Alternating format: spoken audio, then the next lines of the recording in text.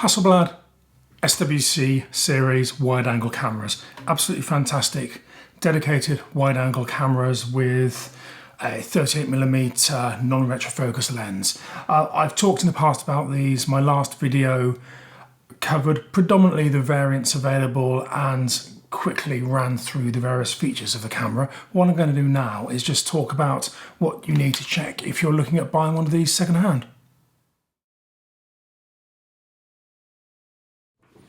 Okay, so three things to check. You need to check the cosmetics, you need to check the mechanics, and you need to check the optics. And do check all three areas.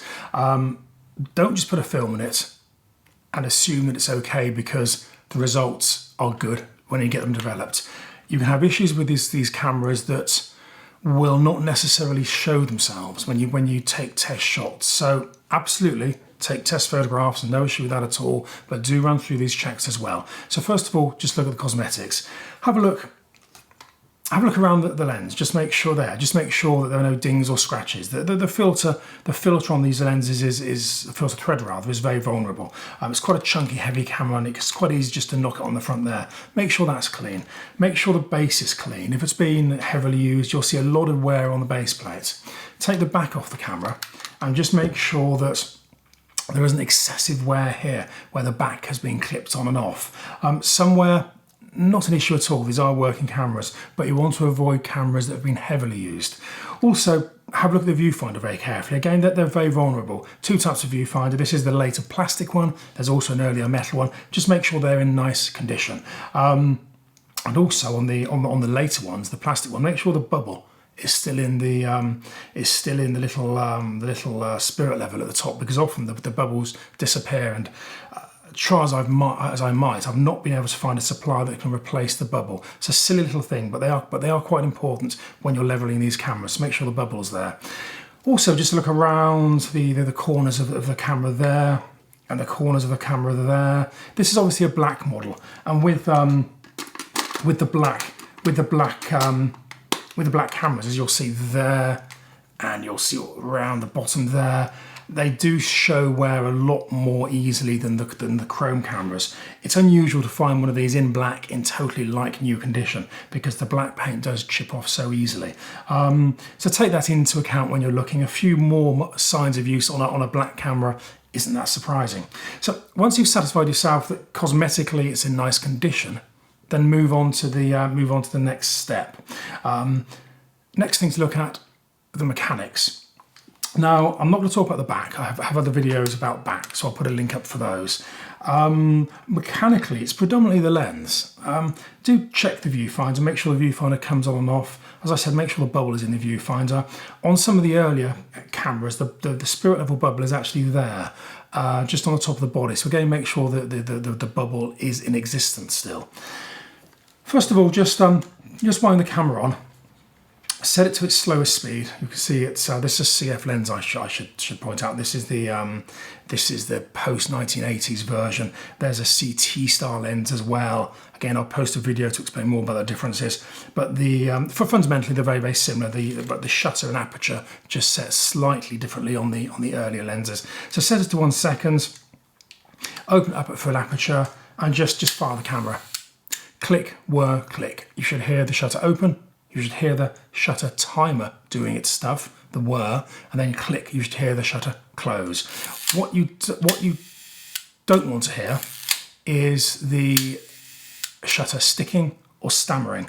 If they haven't been used for a long time, or they need repair, you'll often find that the slow speeds stick. So always check the 1 second, then the 2 seconds, sorry, the half second rather, the quarter second, the 8 seconds.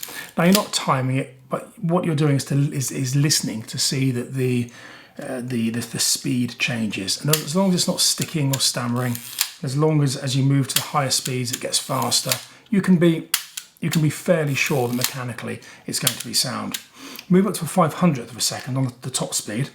Look through the camera at a bright light source. Just fire the shutter. You should just see a quick flick of light. Again, you're not timing it, you can't time it's 500th of a second. What you're doing is just making sure that the shutter is opening and closing. Sometimes, again, if they haven't been used, on the higher speeds you'll hear it click, but you'll see no light. and that's a sure sign that the shutter actually isn't opening. So check the 1/500, the top speed, and just check the slow speeds to make sure that they sound as they should. Also, while looking at the shutter mechanism, also check out the aperture. Just stick it down to f22, stick it onto 1 second or even onto B, and just fire it and look through.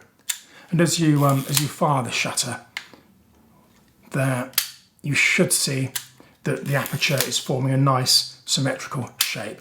That's on f22. Just try it on 16, 11, 8, and just work your way down and just make sure that the aperture is setting as it should be. Again, you're not measuring it exactly. You're just making sure it is symmetrical first of all, and it is changing. Have a look at the lens focusing. Just gently move it towards infinity and towards minimum focus. It should move smoothly. It shouldn't sound raunchy. It shouldn't feel dry. It should stop positively at infinity, and it should stop positively at near focus. You do with these sometimes feel them get tighter as they get towards near focus. That's because they're often not used at closer distances. That's a sign it needs servicing. Not the end of the world, but you should get it checked and should get it serviced. So you've looked at the focusing, you've looked at the aperture, you've looked at the shutter speed. As I mentioned earlier, it is a good idea just to put a film in. Stick a film in it. If you want to see a link to how to load the backs, again, I'll put a link up above. Make sure you load it properly. If you don't, you can wind the whole thing through without exposing the film, or you can end up just putting it on the camera, shooting away and realizing that the film hasn't gone through at all. So load the film, take some test shots, at 1 second, take some test shots at 1/500th of a second and at various apertures. Also take some test shots at infinity, just to make sure that A, exposures are correct, and that B, the lens when focused on infinity is actually sharp at infinity. So a test film will show you that, and will show you that very well. So once you've gone through the mechanics, the last thing you need to look at are the optics. Now, this is probably the most important thing. If you have a mechanical fault on these cameras, 9 times out of 10 they can be fixed. You know, they're good old-fashioned mechanical devices. Most good Hasselblad repairers will be able to fix most mechanical problems. What you can't do is fix issues with the glass. Misting, fungus, scratches. So do check the glass very, very carefully.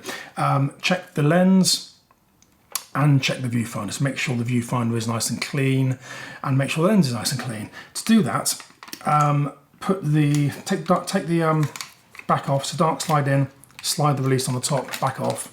Open up to full aperture to 4.5, open up on B, again hold up to bright light and just look through. You want to make sure there's no misting inside, you want to make sure there are no spots of fungus. Fungus, it will show itself usually as little spots with spidery legs growing out from a central point. I'll put a link up to explain more about that. Make sure there's no fungus, make sure there's no misting. Look at the front and back. Make sure there's no scratching on the front or back. 1 or 2 tiny marks on the front element or on the back element won't affect performance, but they do affect resale. So don't pay top dollar if you've got scratches or marks, particularly on the back. I mean, less important on the front, but really you want it clean. A few marks, not a problem, but make sure the price you're paying reflects there are a few marks there. Now, there's one other thing you should check with the glass on these. Open up on B again, look through.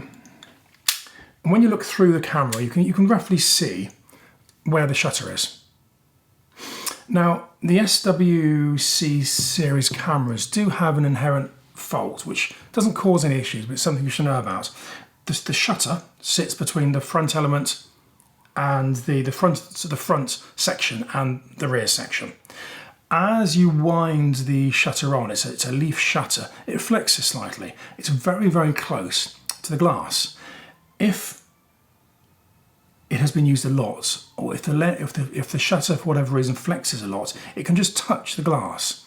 So that the shutter might touch the inner elements in front or behind the shutter itself. And if that happens, it can leave a very, very slight scratch on the coating. So if you look through, and you hold open the shutter, and you see some very, very light marking slightly in front or slightly behind where the shutter itself is, that's a sign that the shutter has flexed and very lightly marked the coating on the glass in front or behind. Now, that's not the end of the world. I've never known it affect performance in any way whatsoever, but it's something you should look out for. If it's really, really heavy, I'll probably avoid the camera. If it's very, very slight, I wouldn't worry too much, but possibly again, don't pay top dollar. Any marking at all on the lens, you'd expect some sort of discount. So once you've checked that, so you've checked that the glass is clean, once you've checked that the camera is mechanically good, once you've run a test film through, and once you've satisfied yourself just looking at the cosmetics that the camera hasn't been abused or misused, you can probably quite happily buy the camera without any concerns. Obviously, if you're buying from eBay or if you're buying from a dealer, always get a return option if you can, so you can take your time doing the test thoroughly. If you're buying privately, that might be an issue. My own advice there would be, if you're not confident checking these things, don't buy privately. If you're nervous about buying these things, buy from a good dealer or buy from eBay where you can get a return option. I hope that's been useful. If you have any questions, please stick them in the boxes below. I always answer when I can. Otherwise, please subscribe and like, and I hope to see you again soon. Thank you. Bye-bye.